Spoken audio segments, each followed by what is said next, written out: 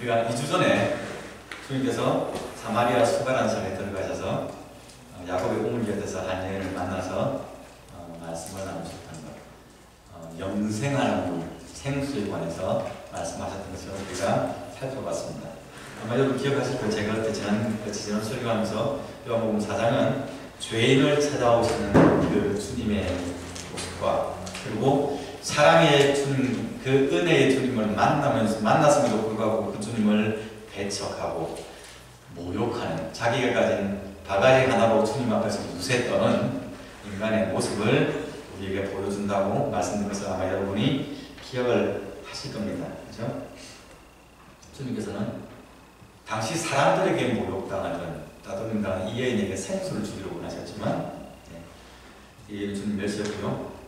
그리고 오히려 주님께서 주시는 그 은혜를 마치 자기 인생의 문제를 해결할 수 있는 마법 지팡이 아니면 알라딘의 그 마법 램프 같이 그렇게 여기고 주님을 그런 삶을 변화시키는 수단 정도로 주님을 대했습니다. 신앙생활을 하고 있지만 영적인 것보다는 세상의 문제, 거기에게 훨씬 더 관심이 많았던 것을 우리가 알 수 있습니다. 사실 이 여인의 모습이 우리에게 그렇게 낯설지만 않은 것은 우리의 모습이 이 여인의 모습과 비슷할 때가 참 많기 때문입니다. 우리도 그러한 태도로 주님을 대하고 신앙생활을 할 때가 간혹 있습니다. 근데 기억하셔야 될 것은 복음의 목적이 무엇입니까? 우리가 예수를 믿어서 우리의 삶이 어떻게 우리의 문제가 해결되고 우리의 염려와 걱정거리가 없어지는 그것 때문에 우리가 예수를 믿는 것이 아니라는 겁니다. 예수 믿는 것은요, 에베소에 있는 것처럼 하나님과 우리 사이에 막힌 담을 풀어주시는 관계의 회복에 있습니다. 하나님과 우리의 사이가 막혀있을 때, 멀리 떨어졌을 때 성경은 그것을 죽었다고 평가를 합니다. 예수 안에서 우리가 살아나는 겁니다. 이것 때문에 우리가 예수를 믿는 겁니다. 그래서 주님께서는 하나님의 영적인 이 선물에 대해서 이해를 못하고 그 물 나한테 줘서 나로 하여금 이 물 잊지 않고 이 중노동하지 않고 인생의 고난을 겪지 않아도 되게 해주세요 하고 그런 월드리뷰로 접근하는 이 여인에 대해서 주님께서 이거 아니야 그거 아니야 영적인 그 시선을 열어주기 위해서 영적인 문제를 터치하셨습니다. 그게 뭡니까? 너의 남편을 데려오라는 요구였습니다. 남편과 이 여인의 영성이 무슨 상관이 있습니까? 조금 더 설명드릴게요. 여러분 이 봉 잘 아시는 내용이잖아요. 예수님께서 시민져서 갑자기 이 영생하는 분 주세요 하는 그 여인에 대해서 네 남편 데려오라 했을 때 이 여인이 얼마나 놀랐을지 여러분 상상되십니까? 이 여인이 남편이 5명이나 있었다는 거예요. 그래서 지금 결혼을 하지 않은 남편이 아닌 사람과 살고 있는 남편을 5번이나 바꿨다는 이 사실을 아마 돕는 사람은 다 알아서 겁니다. 그죠? 예수님은 그 사실을 알 수 있는 그런 근거가 사실은 전혀 없었습니다. 그러니까 이 여인이 예수님의 입에서 남편에 대한 이야기가 나올 것은 상상하기가 쉽지 않았다는 얘기입니다.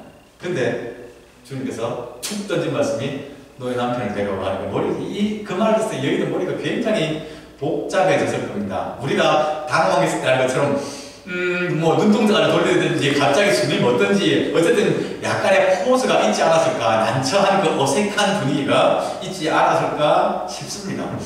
그 이후에 여인이 정신을 차리고 대답을 합니다. 저는 남편이 없습니다. 주님께서 더 놀라운 말씀하시죠. 맞다, 너 남편 없다. 네가 5명의 남편을 바꿨지만 그리고 지금 너와 함께 살고 있는 남자 같지만 너에게 남편이 없는 건 맞다. 아마 저나 여러분 이 상황에서 말문이 턱 막혔을 거예요. 뽀끔뽀끔 이런 분위기가 될 겁니다. 할 말을 아마 잃고 있는 그런 상황이었을 겁니다.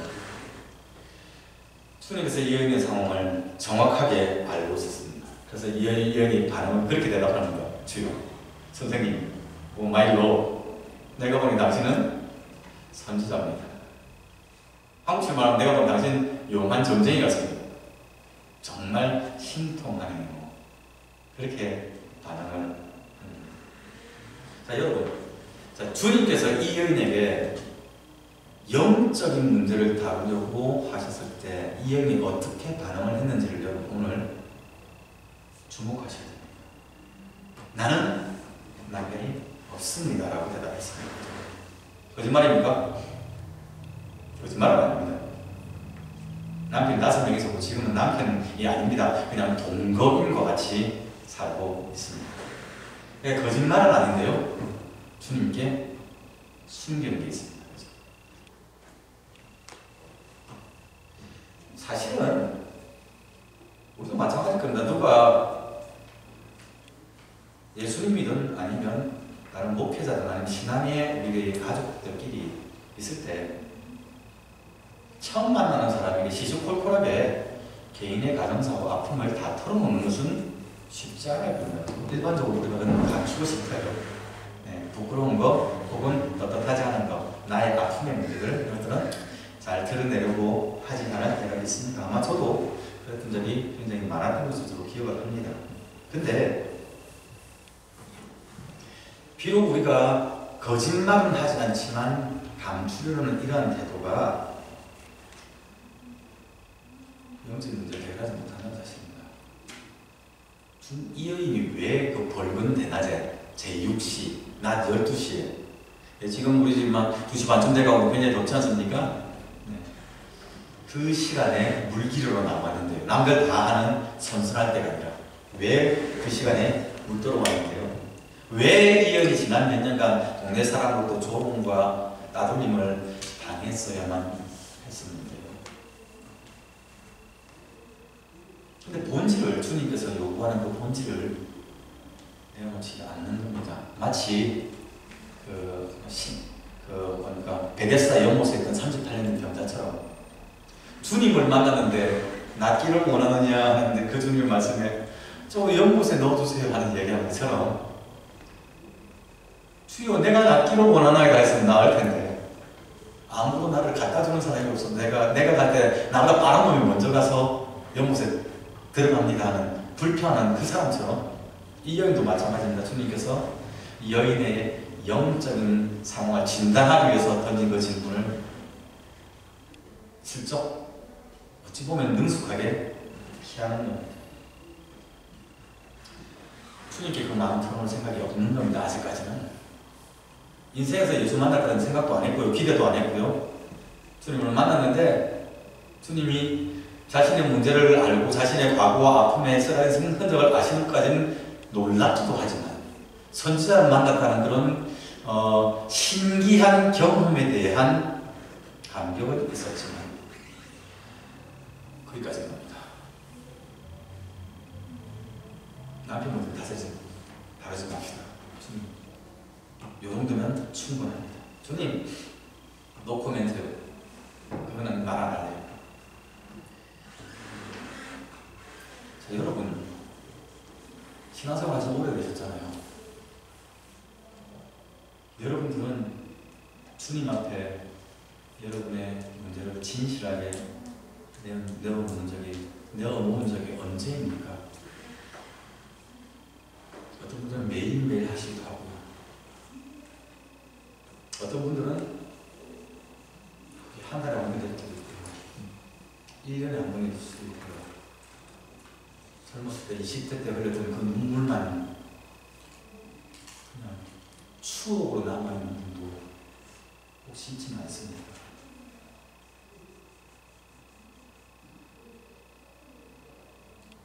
주님은 여러분에게 생수를 주기를 원하시고 부르십니다. 생수를 맛보기 위해서 여러분이 지금 영적으로 살아나기 위해서 여러분의 영적인 상황을 진단하기를 원하십니다. 그래서 요구하는 겁니다. 너의 남편을 데려오라. 네가 의지해왔던 것들을 지금 끄집어 내어놓아라.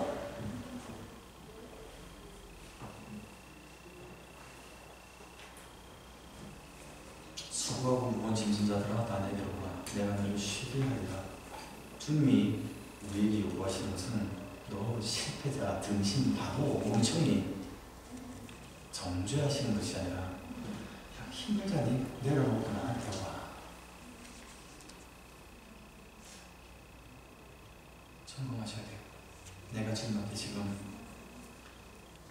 진실되게 날마다 누구누구 나아가고 있는지, 그 음성에 내가 순종하고 있는지, 주님께서 요구하시는 끊어냄에 대해서 내가 결단하고 있는지 점검하실 수 있기를 바랍니다. 사실 우리는 이 여인이 첫 번째 결혼을 지속하지 못한 그 이유를 알지는 못합니다. 성경이 말 안 합니다. 그 원인이 그 첫 번째 남편에게 있을 수도 있고요, 이 여인에게 있을 수 있습니다.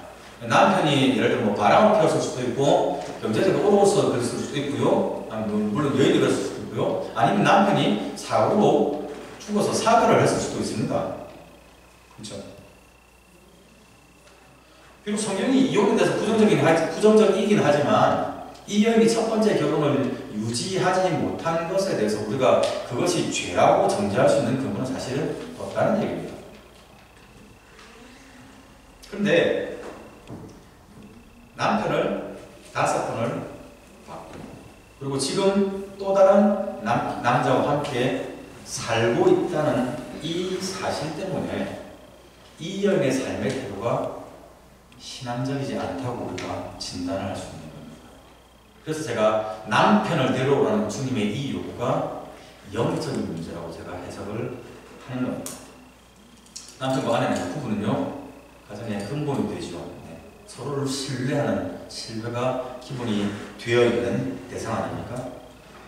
남편을 못 믿고 아내를 못 믿으면 그 가정이 행복한 가정이 될 수 있을 거예요. 부부간의 신뢰가. 근데 신뢰하고 의지하는 이 대상이 자꾸자꾸 바뀌는 겁니다. 첫 번째 남자랑 해가지고 두 번째 남편을 받아들이고, 그 남편과 헤어지고 세 번째 남편을 받아들이고, 그 남편과 헤어지고 네 번째 남편을 맞이하고, 그리고 다섯 번째 남편을 맞이하고, 그리고 그 남편과도 헤어지고, 그리고 새로운 남자와 살고 있습니다.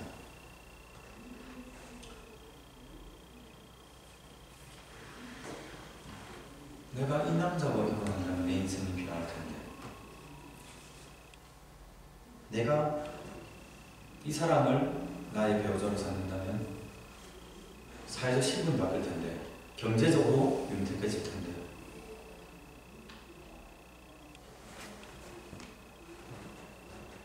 더 유명해질 텐데, 더 행복해질 텐데, 내가 이 사람과 살면 이 문제가 해결될 것인데, 내가 이 사람과 살면 이런 걱정은 안 해도 될 것인데, 끊임없이 문제 해결책을 신뢰의 대상을 바꿈으로 찾아가는 사실입니다.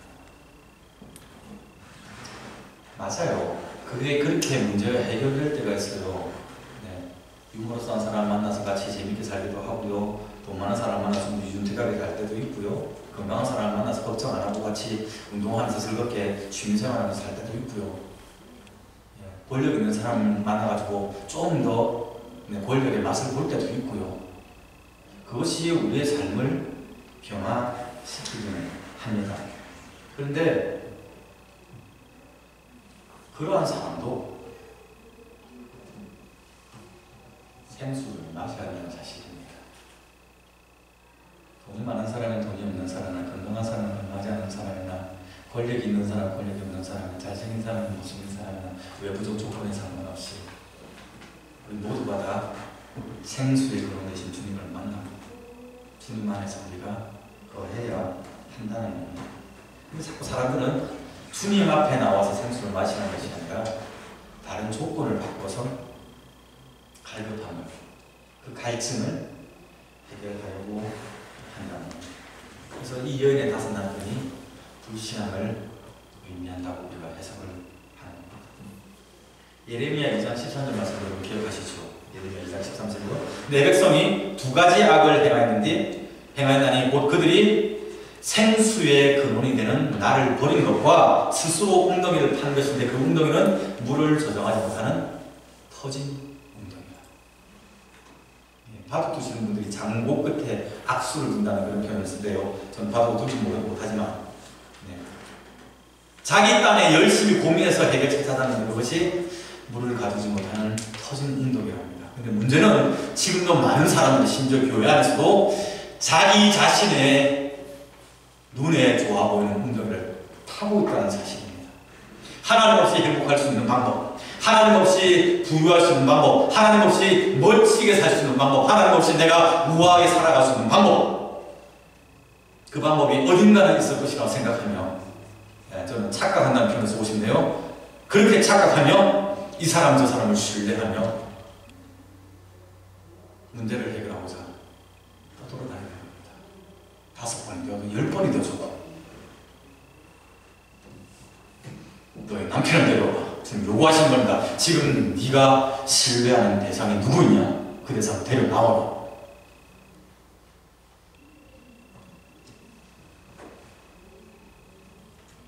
물으셔야 돼요. 여러분 지금 누구를 신뢰하고 계십니까?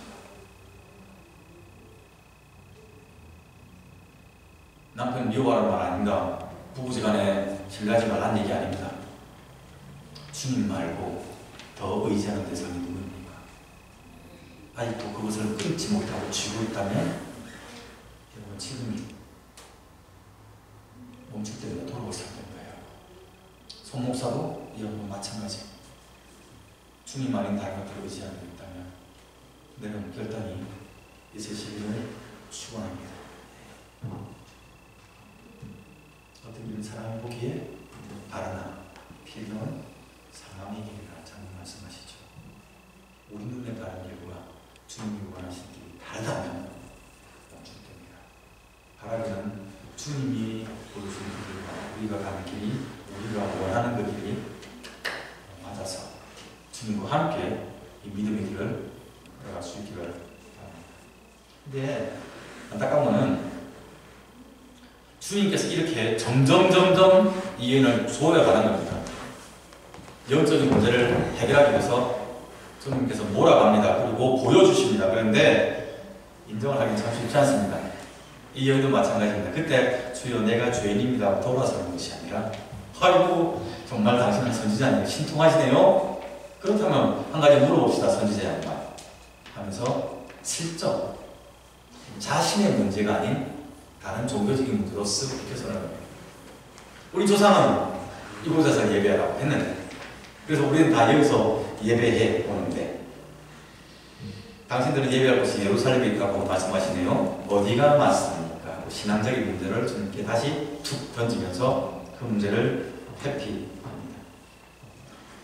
어떤 분들은 아마 이렇게 해석하실 수도 있습니다. 이 여인이 주님께서 선지자는 사실을 알고 영적인 분이라는 것을 알고 자신의 문제를 내놓고 주님 앞에서 영적인 질문을 하고 있다라고 해석을 하실지도 모르겠습니다만은 저는 주님께서 그의 잘못된 삶의 태도를 고치기 위해서 영적인 문제를 진단하실 때 회개하고 돌아서지 않고 그 문제를 피하는 종교적인 문제로 자신을 정당화한다고 해석을 합니다.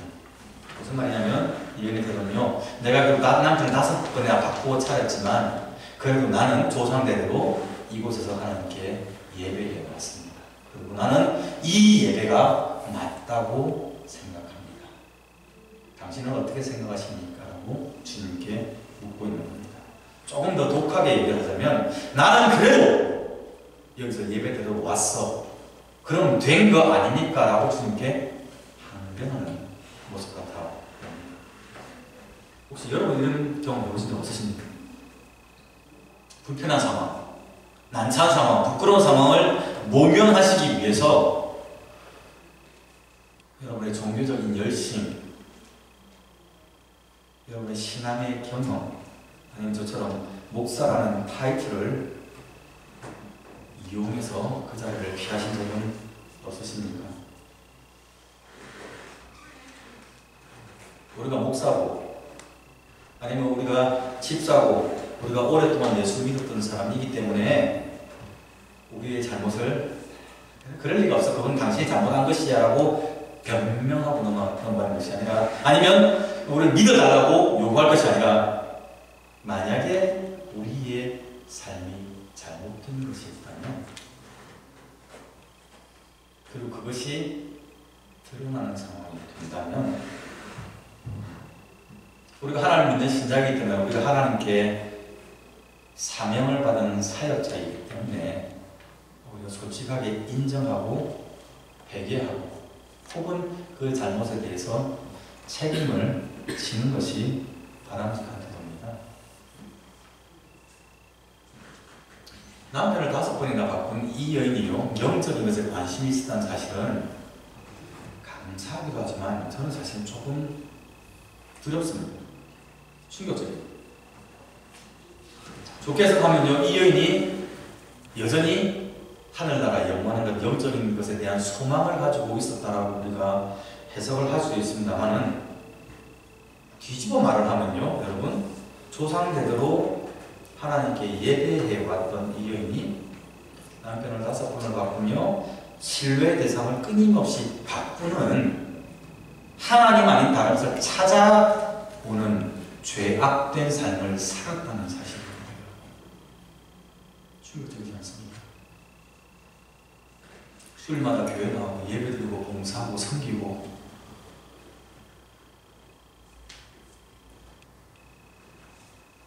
남들 볼 때 그 영적인 결과물들이 다 있는데, 근데 실제 삶에서는 하나님 아닌 다른 것을 탐닉하고 추구하고 신뢰하고 의지하고 살아갈 수가 있다는 겁니다.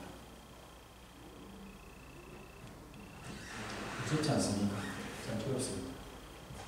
목사의 삶을 건다 않습니까? 하나님 아닌 다른 것들을 끊임없이 바꿔가며 찾는 나의 모습. 몇 대째 예수 믿어가면서 신앙의 전통을 지켜고 하나님께 은사를 받아왔는데,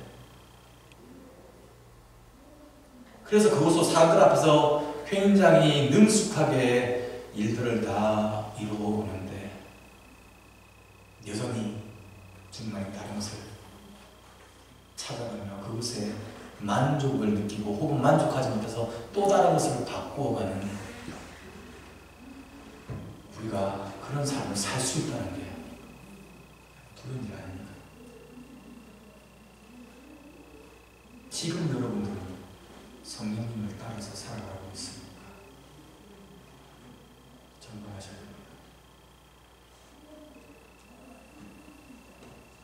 역사적으로 보면 이 예배 장소에 대해서는 사마리아들과 이스라엘 백성들이 계속 논쟁을 겪는 사실은 오늘 제가 그것을 다루지 않겠습니다. 기회가 되면 다음 주가 되지 그 다음에 제가 다룰 겁니다. 근데 예배를 어디서 드리는 것보다는 우리가 아시는 것처럼 예배를 어떻게 드리느냐가 훨씬 더 본질적입니다. 중요합니다.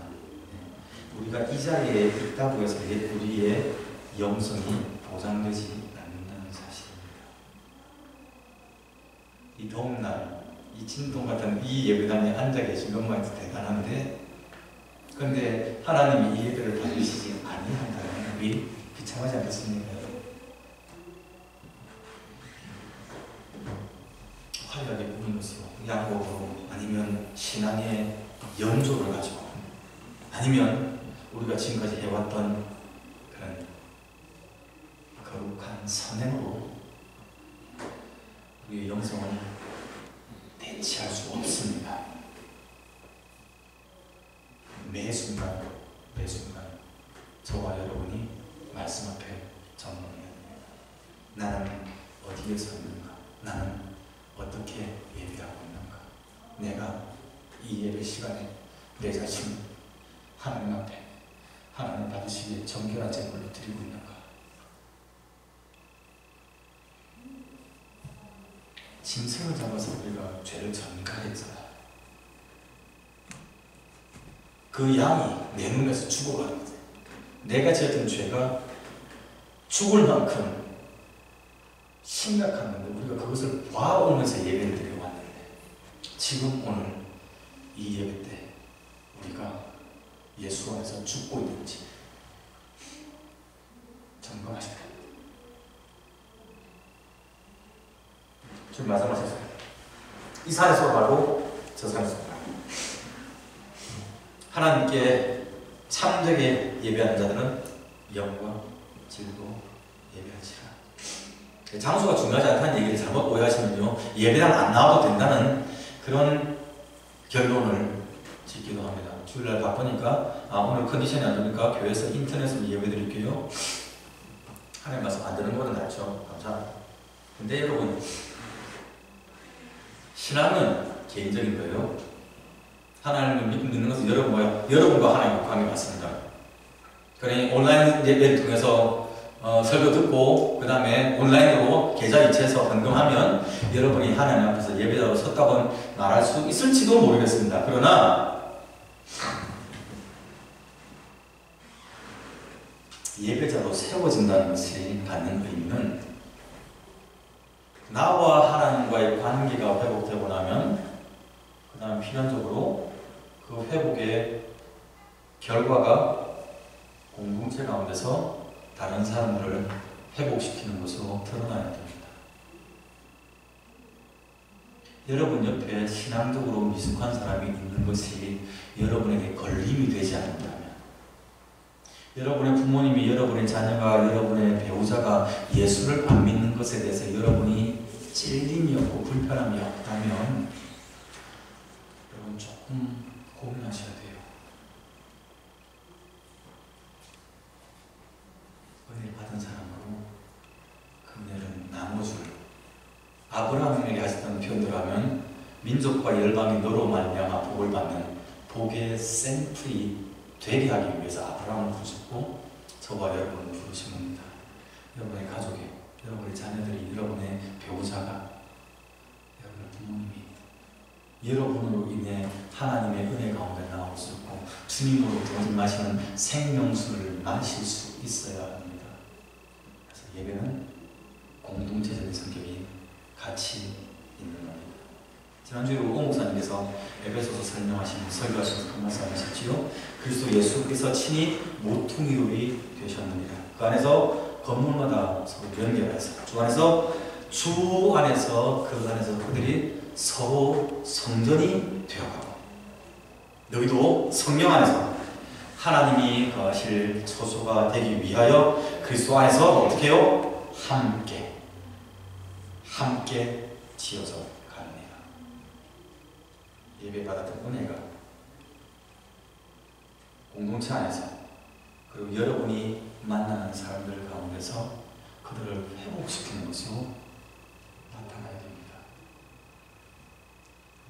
제가 설교 시간에 기도 때 광고 때 말씀드리는 성장인 겁니다. 자라나야 됩니다. 저나 여러분이 예수 믿은 30년 됐으면 30년만큼 자라야 되고요. 흘린 눈물이 많으면 그 눈물만큼 자라야 되고요. 받은 은사가 있다면 은사만큼 자라야 됩니다. 그리고 그 자람이 연약한 사람을 찰떡 있는 것하고 무시하는 것입니다. 친히 낮아져서 손들고 같이 올라오는 그것으로 드러나는 자입니다. 자, 여러분, 우리가 모두가 하나님을 예배하는 예배자입니다. 그렇죠? 그래서 오늘 그 찬양도 했고요. 우리가 이 말씀을 읽어가고요. 로마서 12장도 그 말씀하시고 우리 몸을 하나님 기뻐하시는 거룩한 산 제물로 드리라고 말씀을 합니다.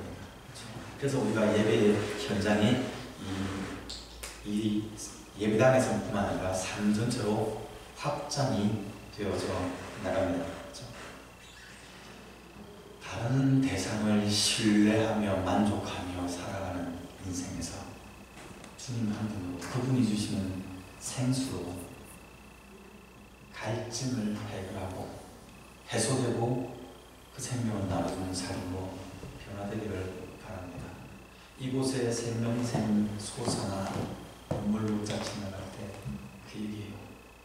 그것이 우리 가운데서 흘러넘치는 겁니다. 오버플로잉 되는 것. 그 은혜가 있기를 바랍니다. 무엇보다 성령님이 인도하시는 좀 더 옛날의 영적인 체험에 만족하지 맙시다. 감사한 일이에요. 그게 오늘까지 우리를 지탱한 것 같습니다. 지금 우리가 하나님께 예배로 서고 있는지 점검하시기 바랍니다. 주님 때문에 하나님 높이는 고백들이, 성령들이 더 많아지는 성령 되기를 축원합니다. 기도합시다.